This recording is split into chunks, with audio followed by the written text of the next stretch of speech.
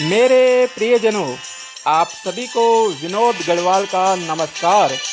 कैसे हैं आप सभी?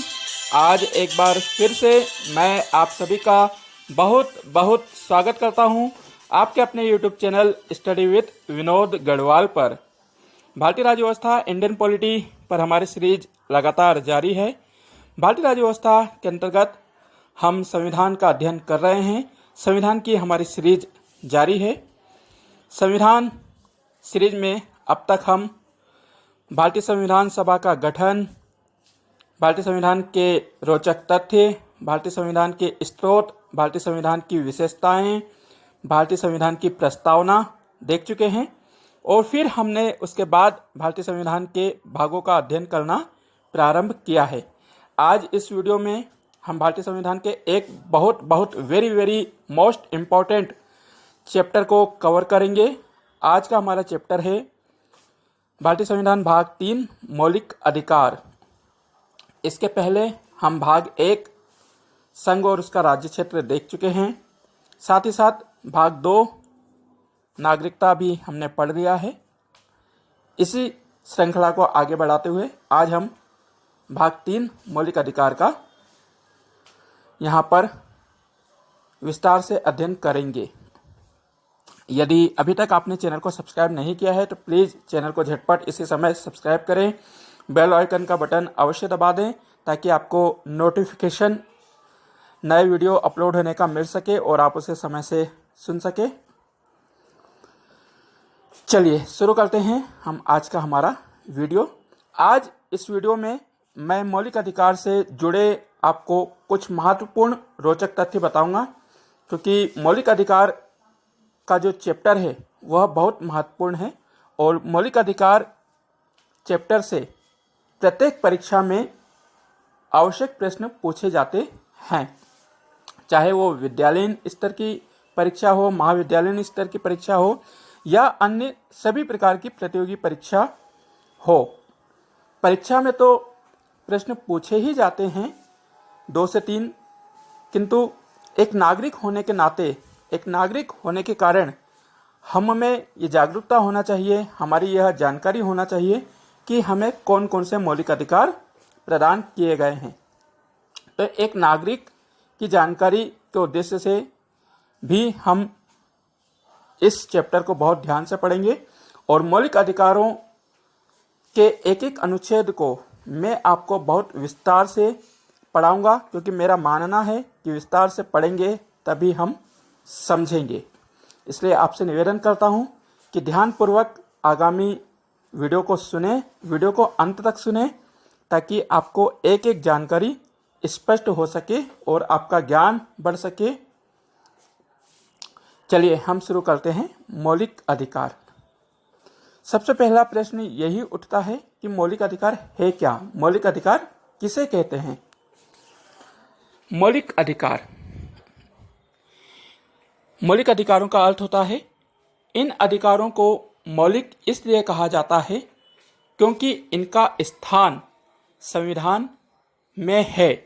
संविधान में संवैधानिक संशोधन की प्रक्रिया करके ही इनमें संशोधन किया जा सकता है और मौलिक अधिकार न्याय योग्य हैं, समाज के प्रत्येक नागरिक को समान रूप से प्रदान किए गए हैं।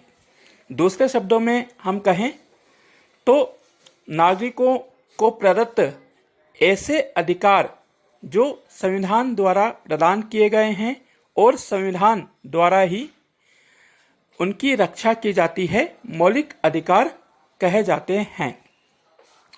मौलिक अधिकार उन्हें कहा जाता है जो कि नागरिकों को जनता द्वारा, संविधान द्वारा प्रदत्त किए जाते हैं और नागरिकों की हितों की रक्षा हेतु ये अधिकार प्रदान किए जाते हैं। संविधान इनकी पूर्ण सुरक्षा करता है। मौलिक अधिकार को मैग्ना कार्टा भी कहा जाता है। आज हम आधुनिक युग में रहते हैं और आधुनिक युग में लोकतंत्र, प्रजातंत्र अधिकारों की बात होती है, किंतु आज से पूर्व कुछ समय मध्यकालीन युग रहा और मध्य युग में राजतंत्र व्यवस्था होती थी।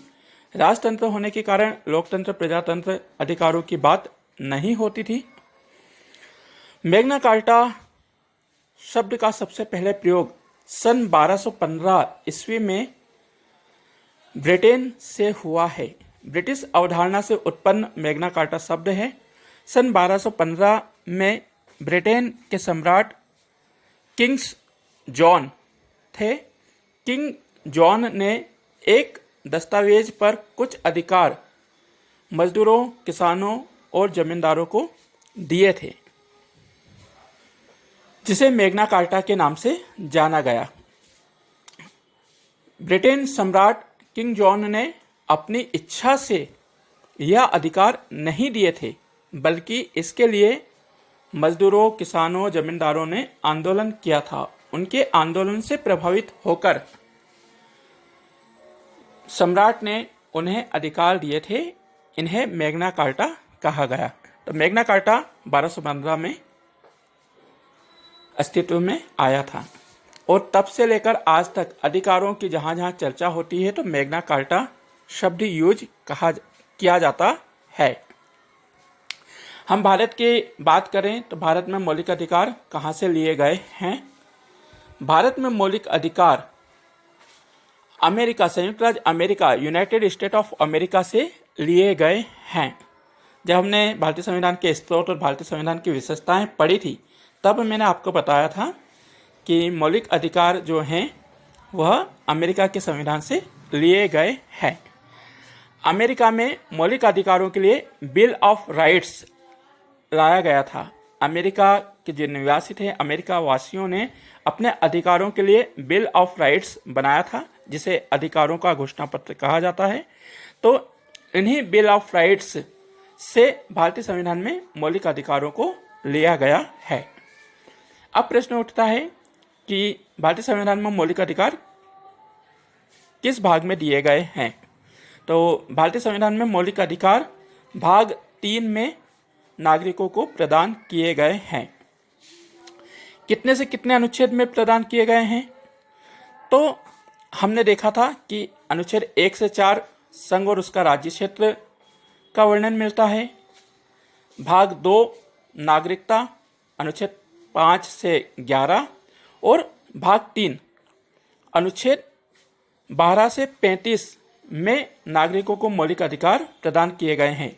भाग 3 में कुल मिलाकर 24 अनुच्छेद हैं और इन 24 अनुच्छेदों में नागरिकों के मौलिक अधिकारों की चर्चा की गई है, जिसके हम विस्तार से पढ़ेंगे। आपको एक बात बता दूं कि नागरिकता जब हमने चैप्टर पढ़ा था भाग 2, तब एक प्रश्न था कि नागरिकता कौन प्रदान करता है, नागरिकता किसके द्वारा दी जाती है। तो नागरिकता देखिए, हम कई बाहर से आते हैं, विदेश से आते हैं, तो हम अपने घर आते हैं, इसलिए नागरिकता देने का जो कार्य करता है वह गृह मंत्रालय करता है। आपको याद रखना होगा कि गृह मंत्रालय नागरिकता प्रदान करता है, ना कि विदेश मंत्रालय। और मौलिक अधिकार नागरिकों को कौन प्रदान करता है? तो इसका उत्तर होगा संविधान। संविधान नागरिकों को मौलिक अधिकार प्रदान करता है। अब हम भारतीय संविधान में मौलिक अधिकारों का क्या इतिहास रहा है उस पर थोड़ी चर्चा करते हैं। तो भारतीय संविधान में मौलिक अधिकारों की चर्चा कहाँ से हुई? सबसे पहले ये प्रश्न उठता है। तो सन 1895 में बाल गंगाधर तिलक ऐसे पहले व्यक्ति थे जिन्होंने भारतीयों के लिए मौलिक अधिकारों की मांग की।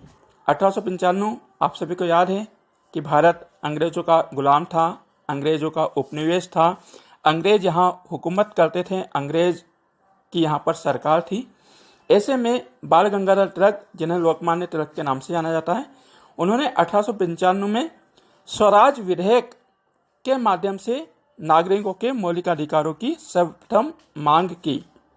सन 1916 में बाल गंगाधर तिलक ने एक नारा दिया, स्वराज मेरा जन्मसिद्ध अधिकार है और मैं इसे लेकर रहूंगा। स्वराज यानी कि खुद का शासन, स्वयं का शासन। इसके बाद नेहरू रिपोर्ट में भी मौलिक अधिकारों का उल्लेख मिलता है। नेहरू रिपोर्ट आपको याद होगा कि सन 1927 में साइमन कमीशन, जिसे व्हाइट मैन कमीशन भी कहा जाता है, तो साइमन कमीशन भारत आया था और भारतीयों ने इस साइमन कमीशन का विरोध किया, क्योंकि साइमन कमीशन में एक भी भारतीय शामिल नहीं था, जिसके चलते भारतीयों ने उग्र विरोध किया। साइमन कमीशन को जगह जगह पर विरोध का सामना करना पड़ा, काले झंडे दिखाए, और इसी साइमन कमीशन के दौरान लाला लाजपत राय की हत्या भी कर दी गई थी। जब भारतीयों ने इस साइमन कमीशन का घोर विरोध किया, ऐसे में भारत के तात्कालिक भारत सचिव रहे जो थे लिन लिथगो, उन्होंने भारतीयों को चुनौती दी कि आप अपने लिए एक संविधान तैयार करिए, संविधान का मसौदा तैयार करिए, जिसके लिए नेहरू समिति का गठन किया गया था। और नेहरू समिति ने 1928 में अपनी रिपोर्ट प्रस्तुत की, जिसमें भारतीय नागरिकों के लिए 12 मौलिक अधिकारों की मांग की गई। 12 मौलिक अधिकारों की चर्चा नेहरू रिपोर्ट में की गई थी। इसके बाद सन 1931 में कराची में कांग्रेस का अधिवेशन हुआ।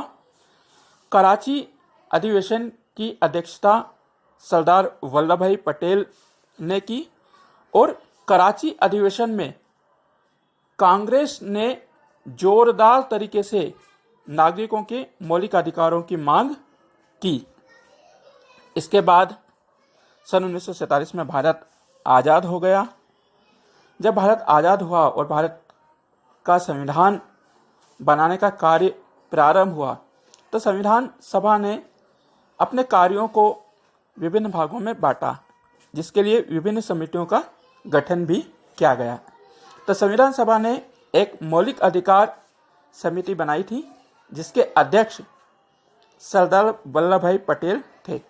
सरदार वल्लभ भाई पटेल जो थे वो प्रांतीय समिति के भी अध्यक्ष थे, तथा मौलिक अधिकार और अल्पसंख्यक समिति के भी अध्यक्ष थे। तो सरदार वल्लभ भाई पटेल ने मौलिक अधिकारों को बनाने में अहम भूमिका निभाई, और मौलिक अधिकारों की एक उप समिति भी बनाई गई थी। उप समिति के अध्यक्ष आचार्य जे.वी. कृपलानी थे। हम सभी जानते हैं कि 26 जनवरी 1950 को भारत का संविधान लागू किया गया। भारत के मूल संविधान में 7 प्रकार के मौलिक अधिकारों का उल्लेख मिलता है।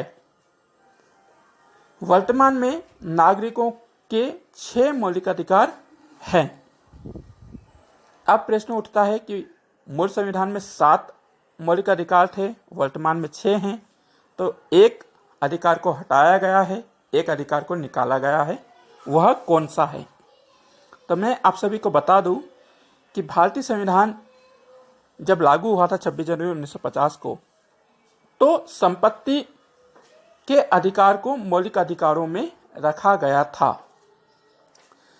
सन 1978 में संविधान में 44वां संविधान संशोधन किया गया, जिसके तहत संपत्ति के मौलिक अधिकार को मूल अधिकारों की सूची से निकाल दिया गया और मूल अधिकार संपत्ति के अधिकार को एक कानूनी अधिकार बना दिया गया। तो आप याद रखिएगा कि संपत्ति के अधिकार को 44वें संविधान संशोधन द्वारा सन 1978 में निकाल दिया गया। कन्फ्यूजन होता है कि 42वें संविधान संशोधन से हटाया गया था या 44वें संविधान संशोधन से हटाया गया था। तो आप अच्छी तरीके से इसे याद करें कि 44वें संविधान संशोधन 1978 द्वारा संपत्ति के अधिकार को मौलिक अधिकारों से हटाया गया था और उसे कानूनी अधिकार के रूप में नागरिकों को प्रदान किया गया। कानूनी अधिकार में संपत्ति के जो अधिकार को रखा गया वो अनुच्छेद 300 क आर्टिकल 300A में दर्शाया गया है। प्रश्न उठता है मौलिक अधिकार और कानूनी अधिकार में क्या अंतर होता है? तो यह भी मैं आपको स्पष्ट कर देता हूं। मौलिक अधिकारों को संविधान द्वारा प्रदान किया जाता है और संविधान द्वारा ही इनकी रक्षा की जाती है, जबकि कानूनी अधिकारों को राज्य द्वारा लागू किया जाता है और राज्य द्वारा ही इनकी रक्षा भी की जाती है। मौलिक अधिकारों की रक्षा के लिए सुप्रीम कोर्ट, सर्वोच्चतम न्यायालय लेख रीट जारी कर सकता है, जबकि कानूनी अधिकारों में रीट जारी नहीं की जा सकती है। मौलिक अधिकारों की रक्षा एक मौलिक अधिकार ही करता है। डॉक्टर भीमराव अंबेडकर ने संविधान के अनुच्छेद 32 को संपूर्ण संविधान का सबसे महत्वपूर्ण अनुच्छेद बताया है। अनुच्छेद 32 जो है वह संवैधानिक उपचारों के अधिकार से संबंधित है और इस अनुच्छेद का प्रयोग करते हुए ही सभी अधिकारों की रक्षा की जाती है। आज जितनी भी जनहित याचिकाएं दायर की जाती है वह इसी अनुच्छेद के द्वारा की जाती है। संविधान में एक और अनुच्छेद का जिक्र मिलता है जो कि बहुत व्यापक है, अनुच्छेद 226। अनुच्छेद 226 सभी प्रकार के कानूनी अधिकारों की रक्षा करता है। अनुच्छेद 32 जो है वह मूल अधिकारों की रक्षा करता है, जबकि अनुच्छेद 226 सभी प्रकार के कानूनी अधिकारों की रक्षा करता है। मौलिक अधिकारों के उल्लंघन होने पर अनुच्छेद 32 का प्रयोग करके सर्वोच्च न्यायालय में याचिका दायर की जाती है, जबकि सभी प्रकार के कानूनी अधिकारों की रक्षा के लिए 226 का प्रयोग करके हाई कोर्ट में याचिका दायर की जा सकती है। तो ये बहुत महत्वपूर्ण अनुच्छेद है, आप इसे भी याद करें। एक प्रश्न उठता है कि मौलिक अधिकार क्या वाद योग्य हैं? उत्तर होता है मौलिक अधिकार वाद योग्य है, न्याय योग्य हैं, क्योंकि संविधान ने इसे प्रदान किया है। सुप्रीम कोर्ट ने मौलिक अधिकारों को संविधान का मूल ढांचा बताया है, इसमें कोई भी संशोधन नहीं किया जा सकता है। मौलिक अधिकारों का संरक्षक सर्वोच्च न्यायालय को माना जाता है। ये कुछ मुख्य रोचक तथ्य थे जो मैंने आपके सामने रखे हैं, आप इनको याद करिएगा। परीक्षा में से अधिकतर प्रश्न इनमें से ही पूछे जाते हैं। अब हम चर्चा करते हैं भारतीय संविधान में नागरिकों को प्रदान मौलिक अधिकार। नागरिकों को वर्तमान में 6 मौलिक अधिकार प्रदान किए गए हैं। आप इन्हें सीरियल से सीक्वेंस में याद करें। नंबर 1, समता या समानता का अधिकार, अनुच्छेद 14 से 18। नंबर 2, स्वतंत्रता का अधिकार, राइट टू फ्रीडम, अनुच्छेद 19 से 22। नंबर 3, शोषण के विरुद्ध अधिकार, अनुच्छेद 23 एवं 24। नंबर 4, धार्मिक स्वतंत्रता का अधिकार, अनुच्छेद 25 से 28। नंबर 5, सांस्कृतिक एवं शिक्षा का अधिकार, अनुच्छेद 29 एवं 30। नंबर 6, संवैधानिक उपचारों का अधिकार, अनुच्छेद 32। जो संपत्ति का मौलिक अधिकार था वह अनुच्छेद 31 में दिया गया था, किंतु अब वह विलुप्त हो गया है, वह कानूनी अधिकार बन गया है, जो कि अनुच्छेद 300 का 300A में दिया गया है। तो इन 6 अधिकारों को आपको ध्यान में रखना है। समानता का अधिकार, स्वतंत्रता का अधिकार, शोषण के विरुद्ध अधिकार, धार्मिक स्वतंत्रता का अधिकार, सांस्कृतिक एवं शिक्षा का अधिकार और संवैधानिक उपचारों का अधिकार। इन 6 अधिकारों को हम बहुत विस्तार से पढ़ेंगे, एक एक अनुच्छेदों को समझेंगे और इनमें क्या व्यवस्थाएं हैं उनको हम विस्तार से जानेंगे। अब मौलिक अधिकार तो 14 से दिए गए हैं, और हमने देखा है कि मौलिक अधिकारों वाला जो भाग है वह अनुच्छेद 12 से 35 में दिया गया है। तो जब अनुच्छेद 14 से मौलिक अधिकारों की चर्चा है तो 12-13 में क्या है, तो अनुच्छेद 12-13 में जो व्यवस्थाएं हैं उसको हम इसी वीडियो में कवर करते हैं। अनुच्छेद 14 से नेक्स्ट वीडियो में हम कवर करेंगे और उसको अलग अलग भागों में बहुत विस्तार से मैं आपको समझाऊंगा। बस आप मेरे साथ बने रहें और वीडियो को सुनते रहें। अनुच्छेद 12 क्या कहता है? भारतीय संविधान का अनुच्छेद 12 कहता है राज्य की परिभाषा। अनुच्छेद 12 जो है वो राज्य की व्यापक परिभाषा परिभाषित करता है। इसमें राज्य का अर्थ दिया है। राज्य क्या है, राज्य कहते किसे हैं? क्योंकि मौलिक अधिकार जो है वो राज्य से संबंधित है। मौलिक अधिकारों की जो प्रकृति है वह नकारात्मक मानी जाती है क्योंकि राज्य के विरुद्ध है। तो अनुच्छेद 12 में राज्य को बहुत व्यापक रूप से स्पष्ट किया गया है। राज्य की व्यापक परिभाषा दर्शाई गई है। भारतीय संविधान के अनुच्छेद 12 के तहत राज्य संघ है। यहां पर राज्य का आशय मध्य प्रदेश, उत्तर प्रदेश, बिहार, पश्चिम बंगाल, आंध्र प्रदेश, तमिलनाडु जो तमाम राज्य इनसे नहीं है, बल्कि राज्य का अर्थ संघ, संघ सरकार, राज्य सरकारें, शासकीय संस्थाएं, शासकीय क्षेत्र में आने वाली सभी संस्थाएं राज्य के नियंत्रण में होंगी।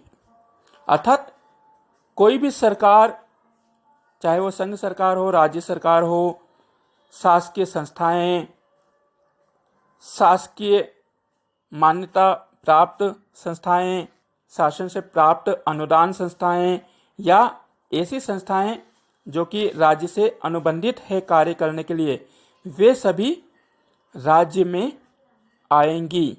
अनुच्छेद 12 इसकी परिभाषा करता है। अनुच्छेद 13 विधि को परिभाषित करता है। जो संविधान का अनुच्छेद 13 है वह विधि की परिभाषा देता है, न्यायालय को अधिकार देता है। अब अनुच्छेद 13 क्या कहता है उसको हम देखते हैं। अनुच्छेद 13 के अनुसार संघीय सरकार, राज्य सरकारें, संसद, राज्य विधायिकाएं, शासकीय आदेश, राष्ट्रपति का अध्यादेश, राज्यपाल अध्यादेश, शासकीय अधिकारियों द्वारा निकाले गए आदेश यदि मौलिक अधिकारों का उल्लंघन करते हैं, मौलिक अधिकारों से असंगत हैं, तो न्यायपालिका ऐसे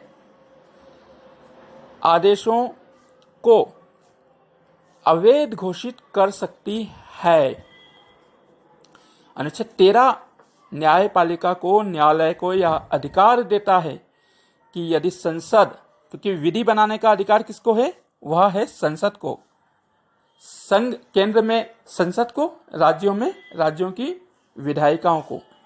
तो संसद या राज्यों की विधायिका या इनके अधीनस्थ कोई अधिकारी, चाहे वो राष्ट्रपति द्वारा जारी अध्यादेश हो, राज्यपाल का अध्यादेश हो या और कोई भी उच्च अधिकारी, यदि कोई ऐसे आदेश जारी करते हैं जिनसे मौलिक अधिकारों का उल्लंघन हो रहा है, मौलिक अधिकारों को खतरा उत्पन्न हो रहा है, तो ऐसे अधिकारों को न्यायालय अवैध घोषित कर सकता है, अवैध घोषित कर देगा। यह अधिकार अनुच्छेद 13 में न्यायालय को दिया गया है।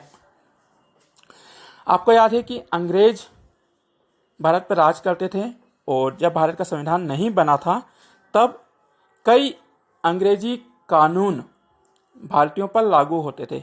तो ऐसे कोई कानून हैं जो कि पूर्व से चले आ रहे हैं और नागरिकों के मौलिक अधिकारों की अवहेलना करते हैं, तो न्यायालय ऐसे कानूनों को अवैध घोषित कर सकती है, उन्हें निरस्त कर सकती है। अनुच्छेद 13 जो है वो न्याय पुनर्विलोकन, न्याय समीक्षा का आधार है। जब हमने संविधान के स्रोत पढ़ा था, संविधान की विशेषता पढ़ी थी, तो उसमें हमने देखा था कि न्याय पुनर्विलोकन की शक्ति एक भारतीय संविधान की विशेषता है। तो जो न्यायिक समीक्षा का अधिकार है, जिसके तहत संसद द्वारा बनाए गए किसी भी कानून की न्यायपालिका समीक्षा कर सकती है, उसी प्रकार संसद द्वारा जब कोई भी नियम कानून बनाए जाते हैं और संसद स्वतः संज्ञान लेकर या किसी जनहित याचिका पर चर्चा के दौरान पाती है कि इनसे मौलिक अधिकारों का उल्लंघन हो रहा है, तो ऐसे सभी कानूनों को न्यायपालिका अवैध घोषित कर देती है, निरस्त कर देती है। इसे न्याय पुनर्विलोकन कहा जाता है, न्यायिक समीक्षा कहा जाता है। और न्याय समीक्षा का जो आधार है वह अनुच्छेद 13 है। तो जो संविधान से जुड़ी हुई मुख्य बातें थी मौलिक अधिकारों के संबंध में, वह मैंने आपको बताई है और मुझे उम्मीद है कि आपको आज का वीडियो पसंद आएगा। पसंद आया हो तो आप इसे लाइक करें, अन्य साथियों के साथ फेसबुक व्हाट्सएप पर शेयर करें। अब इसके आगे हम अनुच्छेद 14 से पढ़ना चालू करेंगे, जिसको नेक्स्ट वीडियो में हम कंटिन्यू करेंगे और एक एक अनुच्छेद को मैं बहुत विस्तार से बताऊंगा। इसलिए मौलिक अधिकारों का जो भाग है उनको हम 3-4 वीडियो में देखेंगे और अच्छे से कवर करेंगे। अब आप आज के प्रश्न नोट करिए और कमेंट बॉक्स में मुझे उत्तर करके बताइए। प्रश्न क्रमांक 1, भारतीय संविधान में मौलिक अधिकारों का वर्णन किस भाग में मिलता है? भारतीय संविधान में मौलिक अधिकारों का वर्णन किस भाग में मिलता है?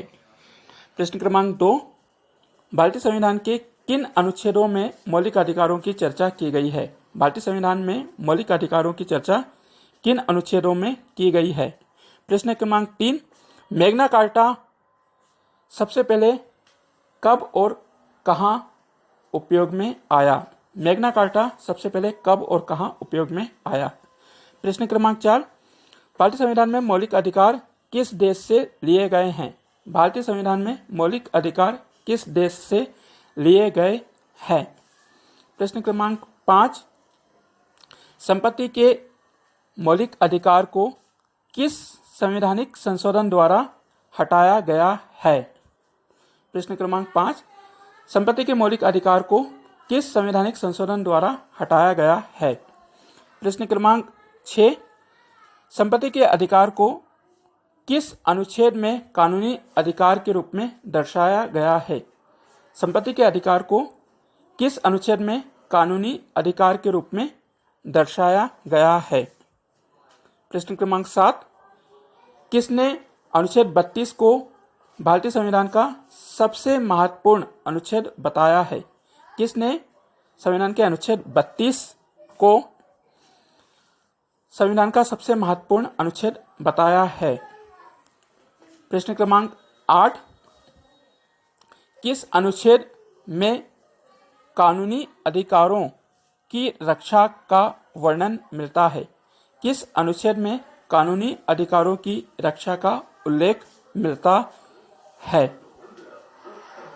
मुझे उम्मीद है कि आप इन प्रश्नों के उत्तर मुझे कमेंट बॉक्स में ज़रूर करेंगे।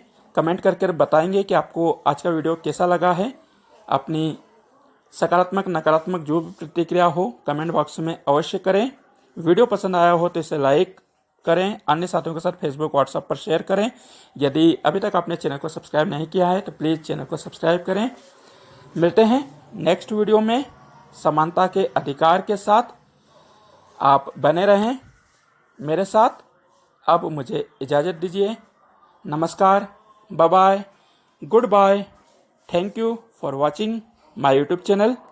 जय हिंद, जय भारत। Pause button.